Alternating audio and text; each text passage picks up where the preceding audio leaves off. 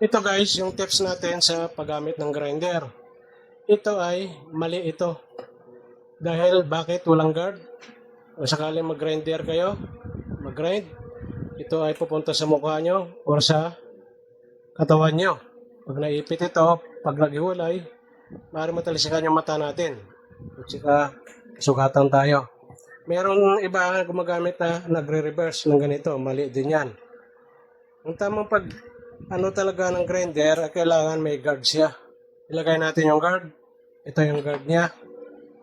Sa paglagay ng guard guys, ito yung gagawin nyo. Ito dapat dito siya. Yan. Tapos, higpitan lang natin to.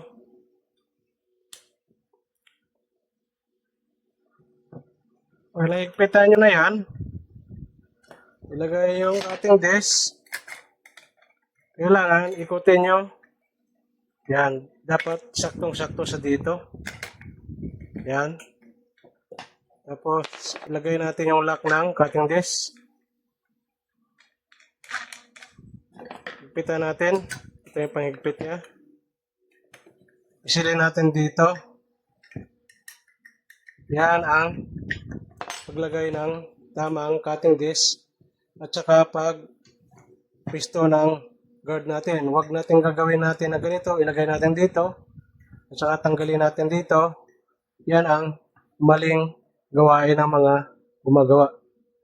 Pag may guard, doon ang punta nyo ng tapon. Saka papalisin nyo sa harap nyo. Pag ginanito nyo, sa iyo inyo papunta yan. Papunta yan sa inyo yung ikot na cutting disc.